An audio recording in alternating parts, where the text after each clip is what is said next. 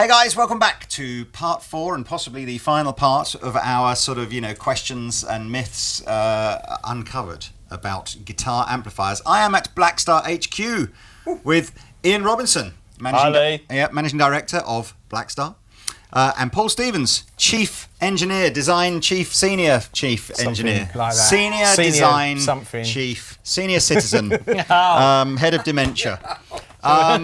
So this is the quick fire round where from the Facebook post that I put out a few weeks ago asking you to come up with your questions.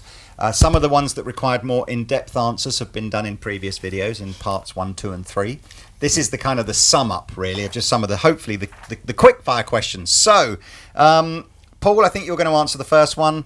What does biasing mean on an amp? Biasing on a Class AB valve amp is pretty essential to get it to not only sound good, but also more importantly, make the valves actually last any length of time. If they're biased too hot, then obviously they can just go into thermal meltdown and shut the whole amp off, blow the HT fuse, and that can happen even if they've only been used for like an hour or less, even probably 10 minutes if they're really badly biased. And if they're biased too cold, then you get this effect called crossover distortion, which I mentioned earlier, which just sounds nasty. Cool. So it's about sound and reliability. And you need to have every single amp biased or only certain types of amps? Class AB grid biased amps definitely. It's not important on cathode biased amplifiers because they self-bias. But all owners of valve amps should be aware of what their amplifier needs, and if it does need to be rebiased when they revalve, then it's essential. I even meet people that are, technicians for big artists who think that valves are like light bulbs. You just pull one out, stick another one in, and it shocks me every time. And then they wonder why they don't last very long. Can anyone bias an amplifier? It depends. Legally, I think that's questionable anyway because of even being allowed inside amplifiers these days. It's not a particularly hard thing to do from a technical point of view, but if you don't know what you're doing, then get someone else to do it. It's a bit like, setting up your guitar. Most people could probably set the guitar up, but most people probably wouldn't refret it, because they're doing more damage than good, and you could do the same with when changing and biasing valves. Right. Question 2, sent in by Margaret Peters from Leighton Buzzard. Hi, Margaret. Why do I have a standby switch on my guitar amplifier, or my valve amplifier specifically? I don't know why. It goes back into the myths of time. Actually, originally standby switches were included on amplifiers just to make them safe when the technician is working on them, because it takes all the high voltage away. And then it became thought of that they were needed for valve amps because of warming the valves up before you start using them to prevent cathode stripping. But that only really occurs on really, really high voltage valves. So talking way over 1,000 volts, whereas generally all guitar amps run at about 500 and a bit less. So that isn't really an issue. They're just a convenient way of muting the amp when you're turning it on and off or between sets, that kind of thing. But really, they're not needed. And so, if you see a valve amp that hasn't got a standby switch on, you don't need to be, aware or concerned that it's not a real valve amp. So the popping noise of turning something off can't damage anything. That's not the purpose of the standby switch. Well, we try to avoid any kind of popping noises anyway. Right. So I mean, some older amplifiers you may benefit from putting it into a mute position before you turn it off. That could be said, but it isn't really needed there to save the valves in any way. It's just a convenience thing. But people have believed in this myth that it's needed, to protect the valves, when actually it's just a convenience thing. Fair enough. And they cost money as well. Next question from Phil McCavity from Aberdeen. He says, "Does it matter if I get skin oil on valves?" I'm guessing when he means skin oil, he's talking about, does it matter if you handle valves with your bare hands? Yeah, not really, no. They're not like halogen bulbs for cars. They do get hot, but you're not going to ruin the life of a valve by touching them. We do it all the time. That's a good point, actually, of course, because we're talking about you should only be touching valves when they're cold. Yeah. Not when they're hot. What do they get? They get to hundreds of degrees centigrade. Yeah, 100 degrees. Yeah, you don't want to be grabbing them when you've just turned it off at all. don't do that. And again, I'm very conscious from a health and safety perspective. Valves get up to that kind of temperature within a second, within a not that long. You're like 30 seconds, a minute. Yeah. They're not touchable, are they? But it only needs to be 60 degrees to not be touchable. So, yeah. Probably safest thing, if your amp's on, don't touch the valves. Is that what we're saying? Yeah, well, nowadays, we have, by law, we have to have everything covered up. Yeah, it's not like the old days with fenders where you could reach around the back and easily touch them. Yeah. Now everything, the whole back of amps, even the combos, have to be completely covered up. I tell you, the most dangerous thing I ever think I saw on the back of an amplifier was Matchless had a mains outlet on the back that you could, so you could like daisy chain another. You could put like a kettle lead into it to daisy chain into another one. It's called an IEC lead. An IEC lead. And literally, you just used to go, okay, that's, touch that then when the amp's on, and you probably kill yourself. You could potentially have a kettle on top of your amp, though. You could use it for a kettle. Why can't we call it kettle? Safe. There we go. This is a question from Lee Anderton of Shitbox Music in Guildford. Says, why can't you call it a kettle lead? It's not a kettle lead. Try plugging an IEC lead into a kettle, it won't go in. Where does the name come from then? It must have originally been a kettle lead at some point. The whole point of standby switches. Really, but yeah, it's Mr. Kettley Standby of Leighton Buzzard. I fired bandmates for calling it a kettle lead. Okay then. This next question here is from Barbara Stevens in Penzance. She says, how long should a valve last, and how can I make it last longer? Well, for sure, have the amp biased correctly to start with. Obviously, you could make it last only minutes. It all depends on how loud it's played, how hard it's played, all those factors. Like even the same as car tyres, how long should they last? It depends how you drive. So it depends how you use the amp. I mean, personally, I've had some valves that have lasted years. Yeah. And in a well-designed amplifier where they're not being taken too far out their limits, it's being protected, it's as I say, biased properly, all these factors, then they should last a number of years. Preamp valves should last. Yeah, for ages, they should last ages. Yeah, like forever. Yeah. With power amp valves, you tend to find that if they've been used correctly, they don't just die. Yeah. They just kind of fade out, and then I tend to notice when I compare one amp to another, and the engineer will mic them up and then say, oh, one amp's louder than the other. And you look and realise actually, yeah, it's only putting out half the power. That's a great angle. I mean, this is related, but certainly I remember when I first started selling guitar amplifiers, the type of, which is 25, 30 years ago, much as when you started designing them, the kind of guitar player then knew a bit about, like, he wasn't frightened to change a valve, and it was a bit like if the amp started making funny noises or whatever, his first instinct would be to perhaps have a little fiddle around and change something and get it. It's what got me into electronics. But now it kind of feels to me a bit like people buy valve amplifiers and expect it to be like a television. It's like the minute there's a flicker on the screen and it's not quite right, take it back to the store and go, I need a refund or a brand new one because it's not. But I think if you're going to buy a valve amplifier, you've got to a certain degree, just respect the fact that it has got a component in it that has got a lifespan that you kind of can't really put an exact time on, and you have got to go, oh, my amp made a funny popping noise last night, or it didn't sound as loud, or it suddenly got more gainy, or and you've got to, I think, go before it's just immediately it's faulty, where's my replacement? That becomes a bit like, I suppose, changing the strings on your guitar. I was just thinking strings as you were saying that. Yeah, you can tell when your strings are going, and for some people it's more noticeable than others, and it's more relevant. Some people like dead strings, some people want them all the time, but you can still hear the difference. And even though it's much more gradual with valves kind of getting through their useful life, they do gradually deteriorate. So yeah, I mean, if it was a working, hard-working musician, I'd probably recommend at least having them looked at every year, and possibly changing every year. Yeah. If you're only gigging around playing around the house, not so important. Obviously, also it's not so important if they do foul.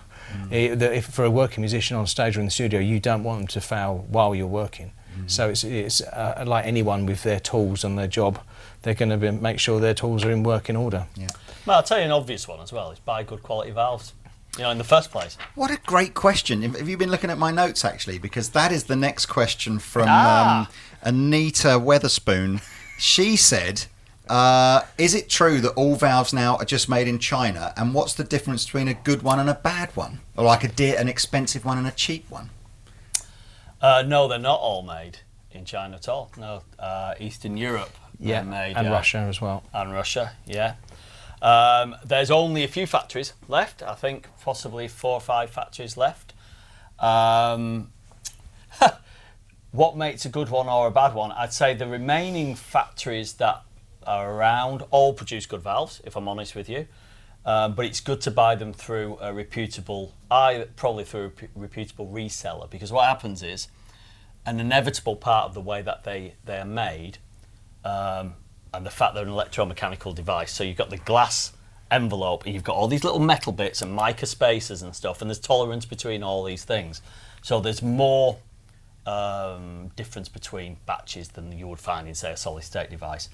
And what you'll find is that the best valves will go to the big brands, and then perhaps, if you're not careful, you could end up with some of the worst valves out of the batch being sold to you if you don't, say, you buy them off, dare I say, eBay or something like that from a non-reputable reseller.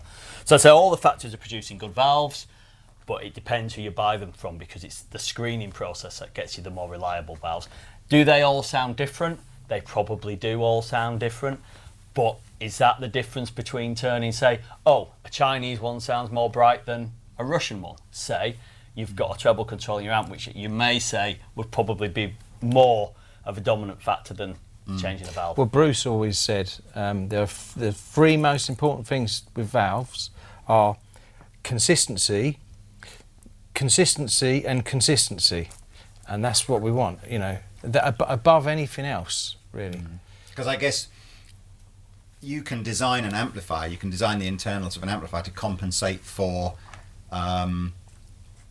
the characteristic of a valve, but if you buy 100 valves and each one is very slightly different, you can't design a circuit that irons that out. That is true, but I think part of the reason we sometimes use a little bit of solid state circuitry in our amps is to allow a wider spread of valves, and for the valves to be more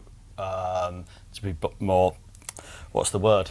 They don't break down. Reliable, that's reliable. The word. Yeah, so, and the thing is, it doesn't affect the sound, because it's got this little bit of solid state electronics. All it does is make your amp more reliable and more consistent, and it's a good thing.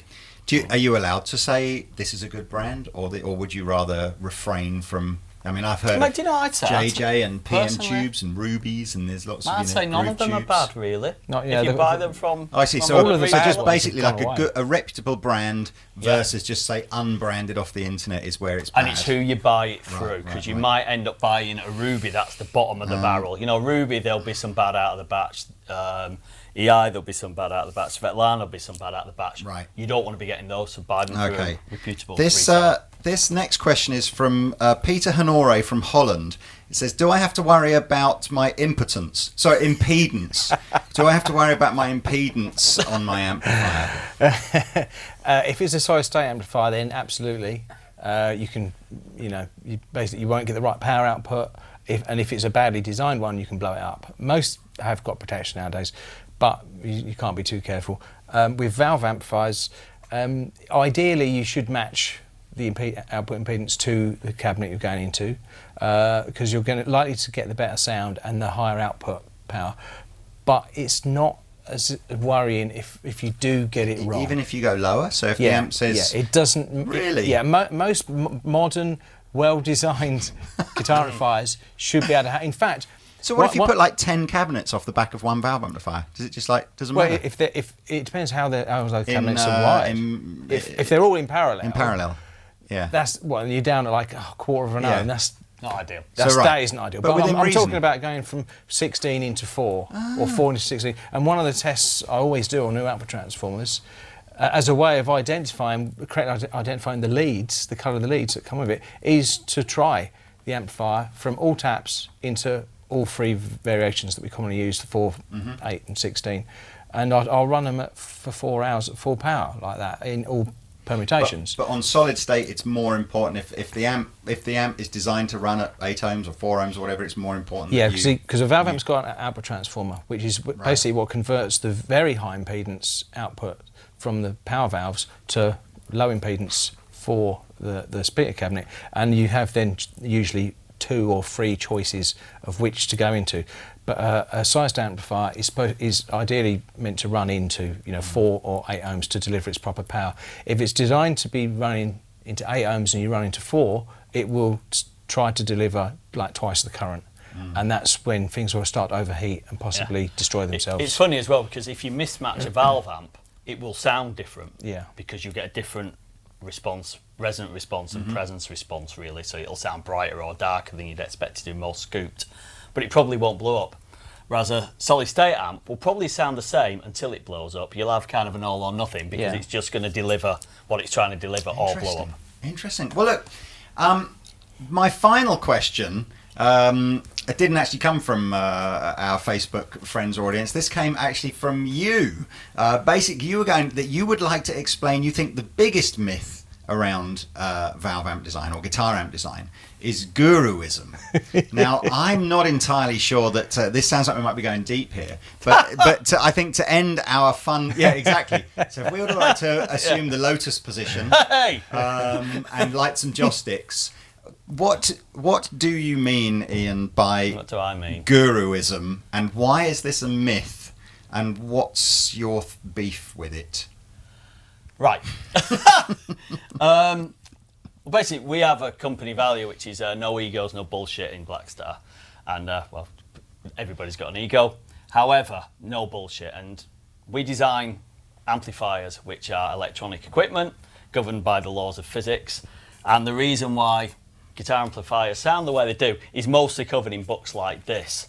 And it's easy to modify and tweak valve amps. We all know you can change a resistor here and a cap there, and anybody can say that they're a guitar amplifier designer. We have a slightly different approach, and basically ours is all about understanding why stuff sounds the way it does and why it does what it does. And we're not content with just, well, we'll change this and this and it sounds better, but we don't really know why. Okay, so it's not a pompous approach, it's just that it comes from Bruce's approach, and we're really lucky that Paul shares exactly the same philosophy. You've mentioned Bruce a couple of times in this question, by the way. Yeah. These guys won't know who Bruce, you our mean. founder, technical director, previously Marshall's technical director, like world class, and very, very science driven engineer, and he was the guy who got our philosophy in terms of you've got to know why shit happens. And the reason why all our valve amps sound different, in my opinion, better than other amps, and the reason why our digital stuff is the same is because we're really, really trying to find out why.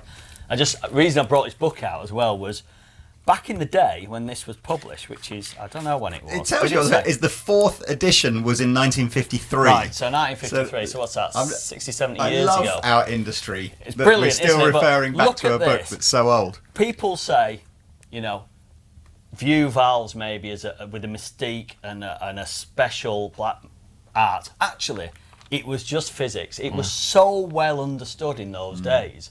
And actually nowadays, it's kind of a bit of a lost knowledge. Yeah. This is but where it still exists if you go out and find it. This That's one's where the even older, guru isn't it, this thing one? comes from, because certain people, mentioning no names, have kind of they've marketed themselves and their brand as being gurus, as being something like a magician, something a bit special. Whereas we have a scientific engineering approach. Right, and it's about this, and it's about these, and it's about an A/B box, because all the time we're listening to say, is that sounding better? Is it sounding worse? Is it sounding better, and why? And that's why we hopefully move guitar amp sound forward, and don't just kind of say we're gurus, black magic, cauldron of components, and all that stuff. Well, I think that's a wonderful way to end this this day. I've had a load of fun. I've learnt quite a lot of stuff, which, to be honest with you, anything, when you've been selling the stuff as long as I have, coming away from learning anything is always good. I hope you guys have enjoyed watching this too. I know that Ian and Paul and their team of people here at Blackstar will be watching the comments section below. So if you've got questions that we've not covered, please put them down there and we'll do our best to answer them. That's it, really. So, just thank you very much for your hospitality and the Cheers, very mate. nice Thanks so much sandwiches for that that, we've had mate. today. Thank you. Cheers, guys. If you want to make me another upgraded version of my West Ham amplifier, just so you know where I am. Anyway, hopefully it'll sound better than the team are performing at the moment. I've been the captain. You've been watching Andertons TV. Please subscribe, and we shall see you next time. Cheers.